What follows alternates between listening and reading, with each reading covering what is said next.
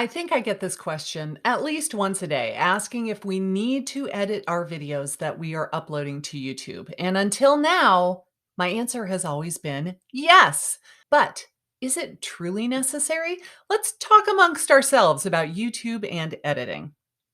Now, let me be clear. I am not talking about a Facebook Live that you downloaded and uploaded to YouTube without any changes at all. I still feel like this is a very bad strategy, and there are several reasons for this.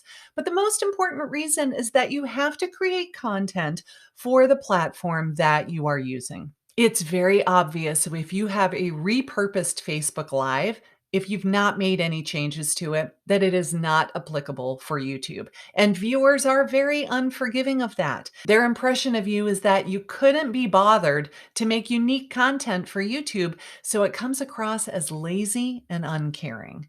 They know it was a live stream because you're usually chatting with people in the comments, you're giving shout outs, all of the things that we do to engage a live audience, which is great. But this video is not live. The second reason is that people also tend to do the whole, let's stall while we're waiting for people to jump on because I don't want to immediately start talking when there's nobody there watching yet. And then by the time they actually join, they've already missed everything that was important that I needed to say. So 2 minutes into the video, I'm still just kind of rambling and I haven't started talking about the actual content. You know what I'm talking about. You've seen those live streams and they're torturous to watch. Here's a big clue for you in case you were unaware. Ain't nobody got time for that. So when I say, can you upload a video with no editing, I'm not talking about content that is repurposed from another platform that has no modification of any kind. What I am talking about is this video that I'm recording right now. I am recording this video with as little editing as possible as an experiment because editing takes time. Or it takes money if you're going to outsource it. And it can be downright intimidating to somebody who has never edited a video before. The thought of having to learn an entirely new skill and be good enough at it in order to see results on your YouTube channel can be a little bit scary. You're trying to learn how to make videos, but then you have to learn how to edit them too. Now, my opinion has always been that you need to edit the video in order to keep it moving along, have very little downtime and pauses between thoughts, between sentences, lots of B-roll for extra interest, and anything extra that will keep a viewer's attention long term. Background music, sound effects, graphics on the screen, lower thirds, keyframes, text, all of the things. We know that people have a very short attention span these days. And so anything I can do to make my video visually appealing and keep their attention in order to increase my average view duration is a good thing. So now we have a dilemma. Do we spend an excessive amount of time editing the video or spend a good chunk of money to hire an editor who's going to pull out all the stops, put in all the bells and whistles, insert your favorite slang phrase here? Or do we upload a video with very little editing for the sake of speed and staying consistent with our upload schedule? It's so easy to get off track and fall behind because you were busy, I don't know, doing your job. So here's my hypothesis. My hypothesis is that if I upload a video to this platform with zero editing whatsoever, my air conditioner just kicked on and blew the door shut. Pay no attention.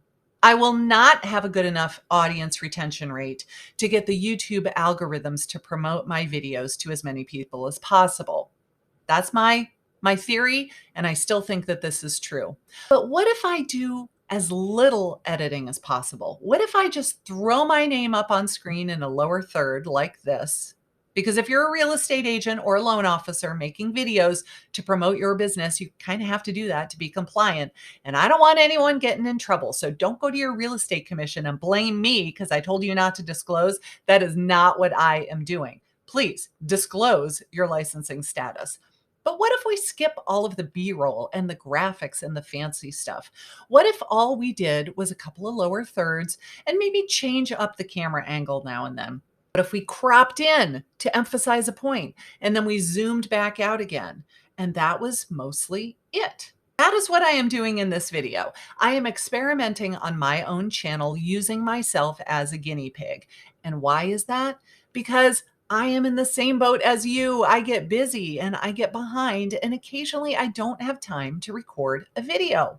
For example, last week my sister and her family came to town and we spent a long weekend at the beach. We had an amazing time. If you saw my Facebook Live about the beach bum parade on Tybee Island, oh my gosh, it was so much fun. You missed a good time. Just saying. But then on Tuesday, it was the primary election in my state, and I volunteered to be a poll worker. I had to be there at 5:30 in the morning, and I did not get home until 9:30 p.m. I also have two jobs. I have a real estate team serving Georgia and South Carolina, and I have a coaching program for real estate agents and loan officers. I am going through a coach certification program, so I have homework and assignments and classes and Zoom meetings. I have two kids who can't drive yet. I have chickens, I have a dog, and thank God I have a husband who loves to cook and does the majority of the cooking, but I still get stuck doing it now and then. So I am busy just like you. And I get behind now and then, just like you. So let's test my hypothesis. Did you stay until the end of this video? Does it give you hope that maybe you could do this too to expedite your video creation process? If you are still here, give me a thumbs up and leave me a comment to tell me your thoughts on this strategy. I'm going to try it and I will report back and tell you what happens.